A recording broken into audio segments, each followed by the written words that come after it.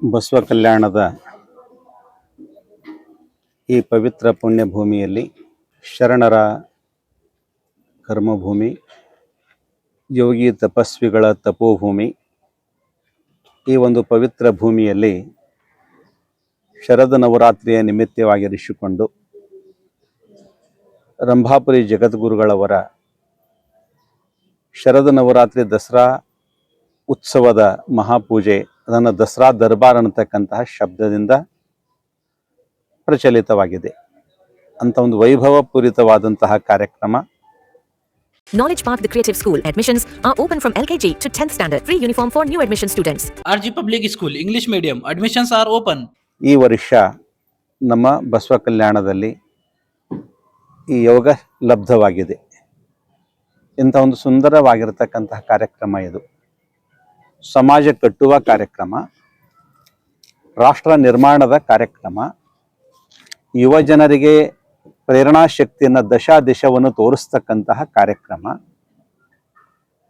ಮಹಿಳೆಯರಿಗೆ ಧರ್ಮದ ಪ್ರಜ್ಞೆಯನ್ನ ಆಚರಣೆಗಳನ್ನು ಕೊಡ್ತಕ್ಕಂತಹ ವಿಷಯಗಳನ್ನು ಇಟ್ಟು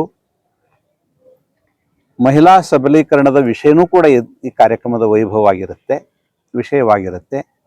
Noble Public School admissions are open. इल्म ही आदमी को इंसान बनाता है. Horizon English Medium Public School empowering bright future admissions are open. ಜೊತೆಯಲ್ಲಿ ಈ ದೇಶಕ್ಕೆ ಅನ್ನವನ್ನು ಕೊಡತಕ್ಕಂತಹ ರೈತನ ಬದುಕನ್ನು ಕಟ್ಟುವ ಕೆಲಸನೂ ಕೂಡ ಕಾರ್ಯಕ್ರಮನೂ ಕೂಡ ಇದೆ.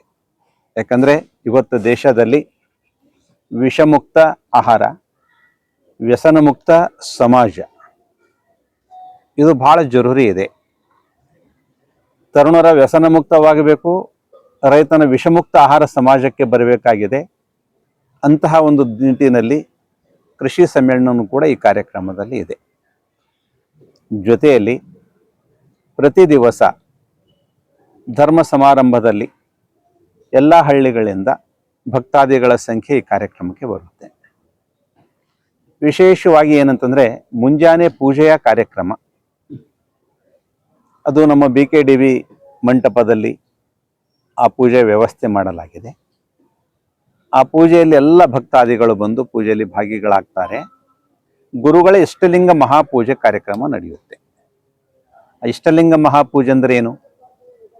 ಗುರುಗಳ ಇಷ್ಟಲಿಂಗ ಮಹಾಪೂಜೆ ಅಭಿಷೇಕಾದಿಗಳನ್ನು ರುದ್ರಾಭಿಷೇಕಾದಿಗಳ ಮುಖಾಂತರವಾಗಿ ಅಭಿಷೇಕ ಪೂರ್ಣಗೊಂಡ ನಂತರ ಬಿಲ್ವಾರ್ಚನಾ ಕಾರ್ಯಕ್ರಮ ಇರುತ್ತೆ, ತೀರ್ಥ ಪ್ರಸಾದದ ಕಾರ್ಯಕ್ರಮವಿರುತ್ತೆ. ಹೀಗಾಗಿ ಭಕ್ತಾದಿಗಳಿಗೆ ಇಂಥ ಒಂದು ಶರद ನವರಾತ್ರಿಯ ಪುಣ್ಯ ಪರ್ವದಲ್ಲಿ ಒಂದು ದೇವಿ ಆರಾಧನೆ ಜೊತೆಯಲ್ಲಿ ಗುರುಗಳ ಪ್ರಸಾದ, ತೀರ್ಥ ಪ್ರಸಾದ ಇವೆರಡೂ ಸಿಗ್ತಕ್ಕಂಥ ಒಂದು ವೈಶಿಷ್ಟ್ಯಪೂರ್ಣವಾದಂತಹ ಕಾರ್ಯಕ್ರಮ. ಇದು ದಸರಾ ಉತ್ಸವದ ಕಾರ್ಯಕ್ರಮ, ಇದನ್ನು ದಸರಾ ಧರ್ಮ ಸಮ್ಮೇಳನದ ಕಾರ್ಯಕ್ರಮ.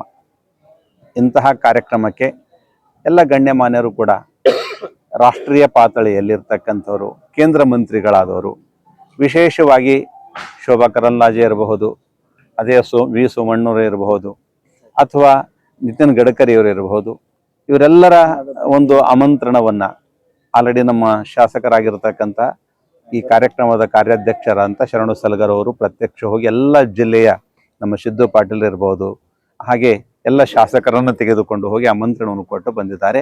ಈ ಕಾರ್ಯಕ್ಕೆ ಗಡಿನಾಡಿರತಕ್ಕಂಥ ನಮ್ಮ ಮಹಾರಾಷ್ಟ್ರದ ಶಾಸಕರು, ಸಚಿವರು ಕೂಡ ಈ ಕಾರ್ಯಕ್ಕೆ ಸಹಕರಿಸಿದ್ದಾರೆ. ಅವರು ಕೂಡ ದಿಲ್ಲಿಗೆ ಬಂದು ಎಲ್ಲ ಗಣ್ಯರ, ಉಪಮುಖ್ಯಮಂತ್ರಿಗಳ ಕೂಡ ಬರ್ತಾ ಇದ್ದಾರೆ, ಏಕನಾಥ್ ಶಿಂದೆ ಅವರು ಕೂಡ ಬರ್ತಾ ಇದ್ದಾರೆ. ಮತ್ತು ವಿಶೇಷವಾಗಿ ಯಡಿಯೂರಪ್ಪನವರು ಈ ಕಾರ್ಯಕ್ರಮದ ಉದ್ಘಾಟಕರಾಗಿ ಬರ್ತಾರೆ ಪ್ರಾರಂಭದ ಹಂತದಲ್ಲಿ. ಇದೊಂದು ವೈಶಿಷ್ಟ್ಯಪೂರ್ಣವಾದಂಥ ಕಾರ್ಯಕ್ರಮ. ಇದೆಲ್ಲ ಒಂದು ಕಾರ್ಯಕ್ರಮದ ಜವಾಬ್ದಾರಿ ನಮ್ಮ ಈಶ್ವರ್ ಖಂಡ್ರೆ ಅವರು ಚಾಚು ತಪ್ಪದೆ ಇದನ್ನು ನಿರ್ವಹಿಸ್ಕೊಂಡು ಹೋಗ್ತಾ ಇದ್ದಾರೆ. ಇದಕ್ಕೆಲ್ಲಕ್ಕೂ ಕೂಡ ನಮ್ಮ ಹಾರ್ಕೋಡ್ನ ಪೂಜ್ಯರ ಒಂದು ಕೃಪಾಶೀರ್ವಾದ, ಅವರ ಒಂದು ಆದೇಶ, ಅವರ ಸಂಕಲ್ಪ, ಇದಕ್ಕೆಲ್ಲಕ್ಕೂ ಒಂದು ಮತ್ತು ಈ ನಮ್ಮ ಸೇವಾ ಸಮಿತಿಯ ಎಲ್ಲ ಸದಸ್ಯರ ಸದಿಚ್ಛೆ. ಬಹಳ ವರ್ಷಗಳಿಂದ ಬಸವ ಕಲ್ಯಾಣದ ಜನತೆಯ ಅಪೇಕ್ಷೆ ಇತ್ತು, ಇದೊಂದು ಕಾರ್ಯಕ್ರಮ ಇಲ್ಲಿ ಮಾಡಬೇಕು ಅನ್ನತಕ್ಕಂಥದ್ದು. ಆ ಕಾರ್ಯಕ್ರಮ ವೈಭವದಿಂದ ಸನ್ನದ್ಧವಾಗಿದೆ, ಸಿದ್ಧವಾಗಿದೆ. ಕಾರ್ಯಕ್ರಮದ ಕ್ಷಣಗಣನೆ ಕೂಡ ಪ್ರಾರಂಭವಾಗಿದೆ. ಇವತ್ತೇನು 18, ನಾಳೆ 19, 20, 21ಕ್ಕೆ ಗುರುಗಳ ಶುಭಾಗಮನ. 21 ಸಾಯಂಕಾಲ 4 ಗಂಟೆಗೆ ಗುರುಗಳನ್ನು ಸಾರೋಟ್ನಲ್ಲಿ ಕರೆಕೊಂಡು ಮತ್ತು ಕಾರ್ಯಕ್ರಮದ ಒಂದು ಗೌರವಪೂರ್ವಕವಾಗಿ ಪುರಪ್ರವೇಶದ ಕಾರ್ಯಕ್ರಮವಾಗುತ್ತೆ.